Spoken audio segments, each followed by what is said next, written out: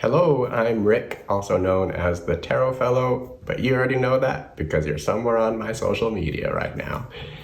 This meditation that you're about to do was originally part of about 2 hours worth of coursework that came in one of the emotional empowerment boxes that myself and Hollie Hope put together.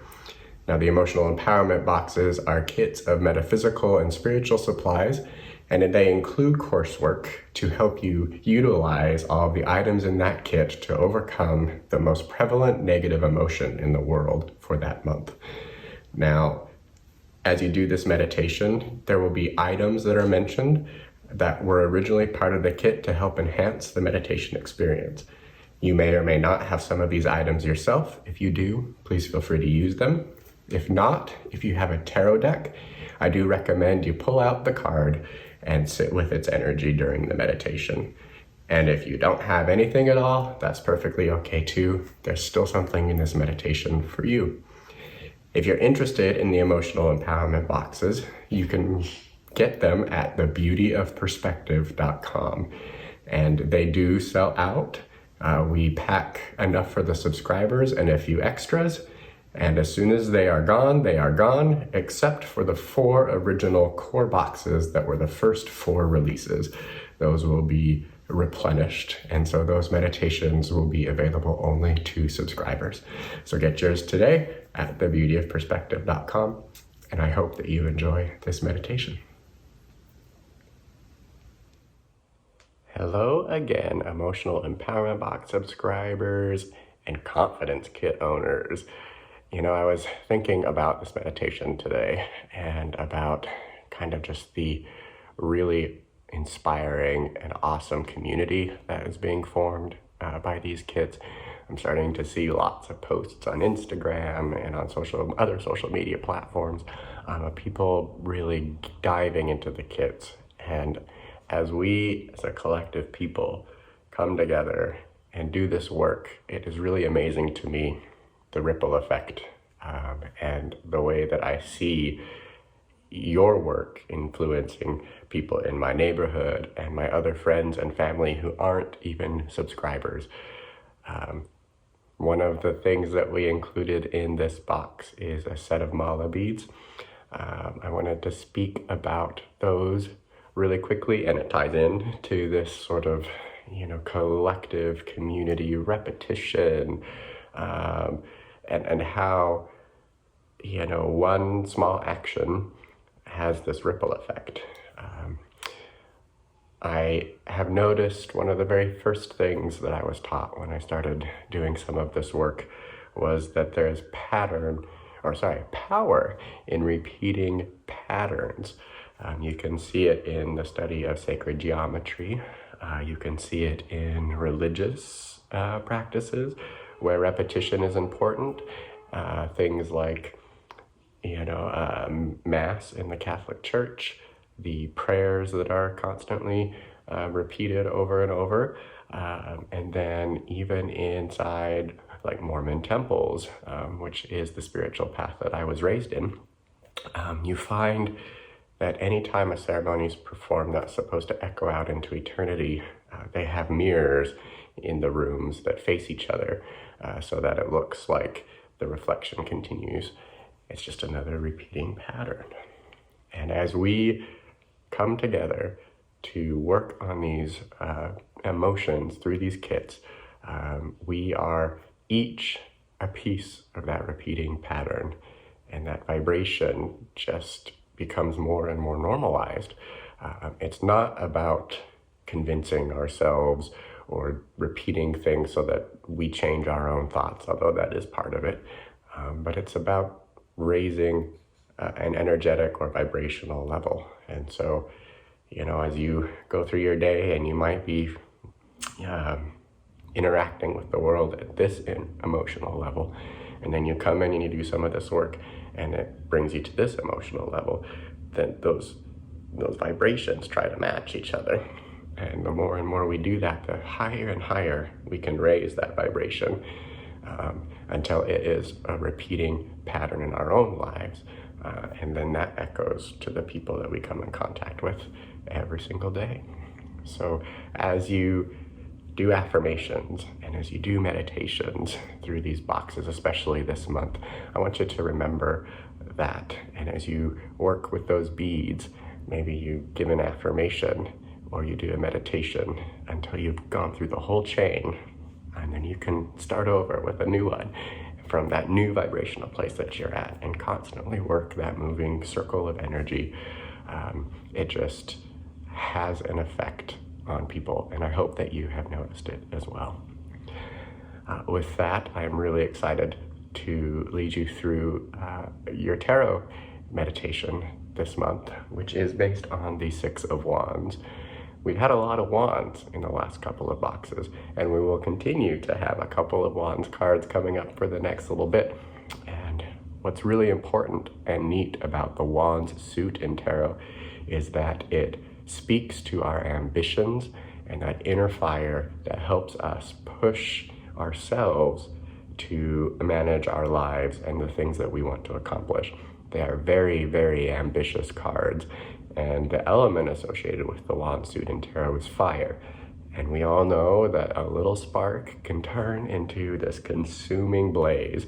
And as we work through confidence in particular, I would love to see and hear about your experiences turning those little sparks of confidence into this raging fire that becomes motivation to actually act.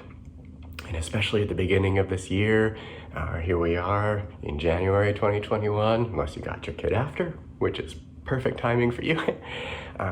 But this is the time of year where people tend to set intentions and goals for the year and resolutions, right?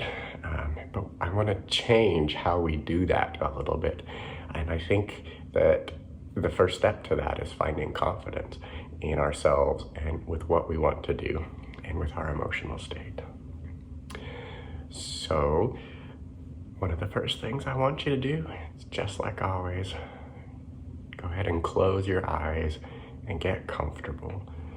You can do this meditation seated or lying down. And if you want, you can have those beads with you to help solidify the repeating pattern so that the energy of this meditation can echo out into the world and repeat in your life over and over again until it becomes normal and your default. So close those eyes, and then let's take a deep breath together in through the nose, and exhale, let it go. And I'm going to turn off my video so that you can continue with no distractions.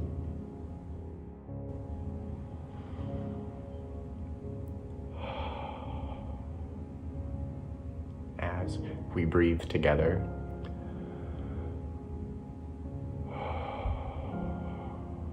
I want you to really feel your own energy emanating from your heart.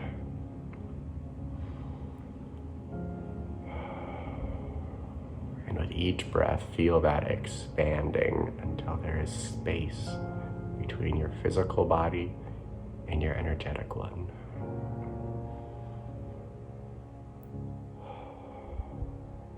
Each breath expands that energetic body more and more, giving you a nice, almost egg or cocoon-like feeling.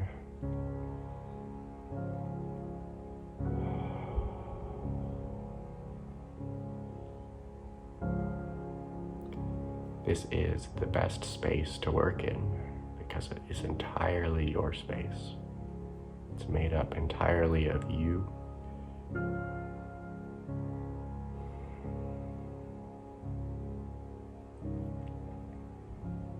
Let's do one more breath in through the nose and out through the mouth.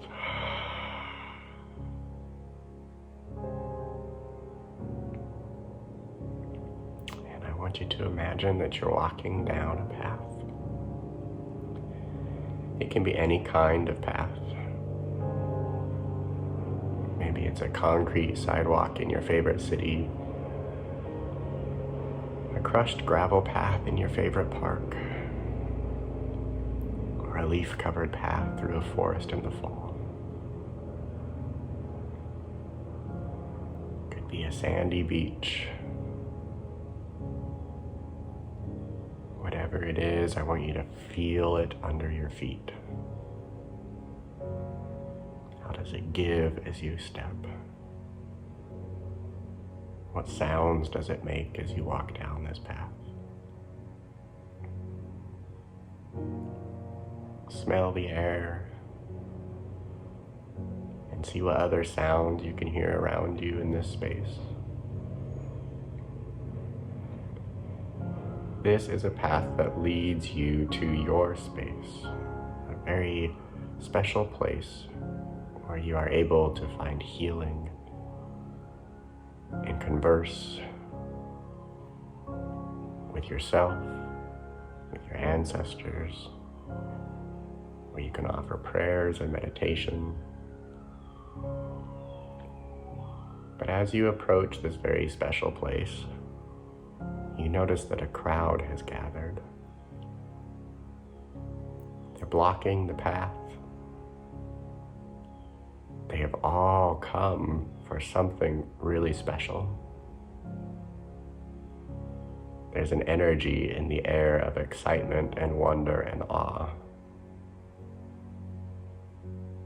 And you can feel it like electricity raising your own vibration and getting you excited, and you don't even know what it's for. But these people are all happy and excited. And as you approach, they turn to you and notice that you're coming. And it seems like every step you take closer and closer to this crowd of people just elevates their excitement. They are so happy to see you.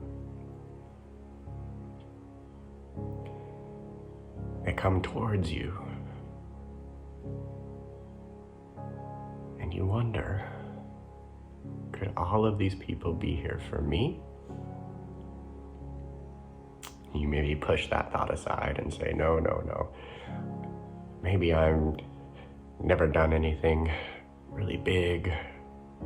I haven't accomplished what I've meant to do, and so surely these people can't be here for me. But then they start to yell and scream and cheer, and they say, they're here. One of them is very big and very strong and actually picks you up and lifts you into the air and sets you down on this absolutely beautiful horse.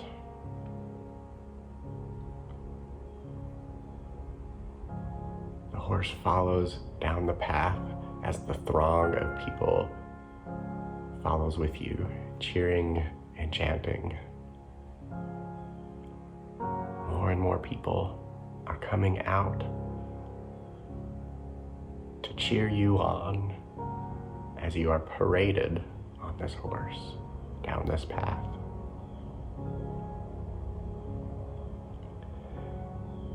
All of this recognition may cause a couple of reactions. The first one is that you are undeserving of such praise. This is a very common reaction for somebody who is used to feeling humble, to feeling as though they don't make a difference in the world. But you can't deny the celebration. The second possible reaction is that your ego might flare up a little bit. And you might think to yourself, yes, I do deserve this. And that is an okay reaction to have until it starts to bridge upon the idea that here on this horse, you might be higher than the other people in this group. You might be better. You might be more accomplished. For the first type of reaction, anytime we receive a compliment or a cheer or a recognition for something that we have done, we become afraid of this ego response. And so we want to hide. We would rather not receive these gifts of recognition and celebration. But there are times throughout our lives where these kind of gifts and celebration are very common. We are often celebrated on our birthdays, during holidays, during family gatherings, when we have a major life event like the birth of a child, or moving into a new home, when we get a promotion at work. In those moments, it's much easier for us to receive and allow friends and family to celebrate us. But it might be a little strange when it's strangers or people we don't know. When it's these outside forces, we also tend to fall more easily into that ego trap of thinking, well, if I could do it, why couldn't they? True confidence, however, lies in recognizing that these celebrations, these moments of infamy, are 15 minutes of fame that occur occasionally throughout our lives, are not opportunities to look down on others, but instead are opportunities to lead. There will be many times in your life when you are asked to celebrate somebody else, and you won't be the one on the horse, but the one in the group of people helping to lift them up. When we have confidence and we can receive the celebration and the compliments, this is a very special and unique place of power. And we can do many things with it. But one of the best things to do is to lead with integrity and authenticity, and use these shining moments to lift others up onto their own horses, to recognize that every time we are celebrated, there were groups of hardworking connections that we owe gratitude to.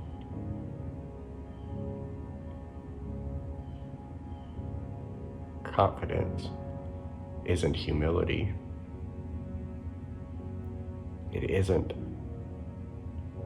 dismissing of the compliments and of the moments of celebration. It is enjoying our work and knowing what it took to get there, and celebrating not only those moments, but the people who helped us, like that really big person who lifted you onto the horse.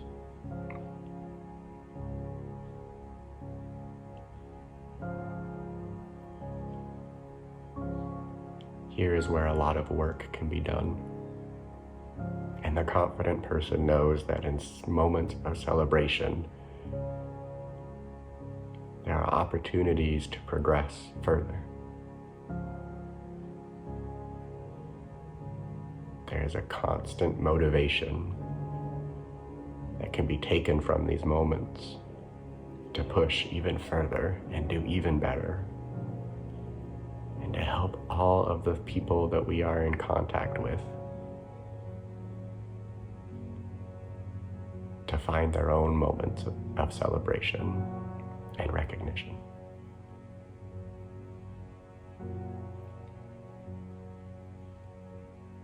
It's time now to leave this place, to bring the energy and excitement this new understanding of confidence back into the real world, where you can use it to push through obstacles, to rise above them, to see your peers and your family and your friends all deserving of celebration,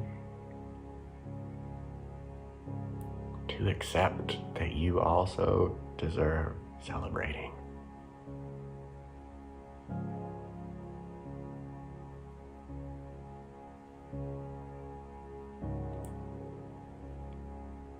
Take a deep breath in through the nose and exhale through the mouth. Wiggle your fingers and toes. Stretch and twist your body. And when you're ready, you can open your eyes.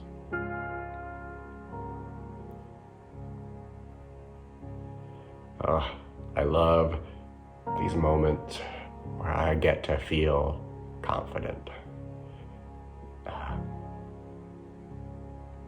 It's almost powerful, not in any sort of way where I would need to use that power to destroy, right?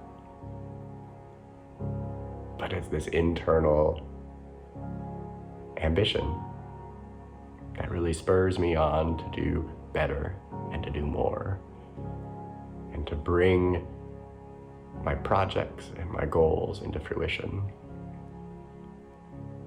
If we aren't celebrated, we'll never get to that point where we can stay excited about something, and we'll never finish.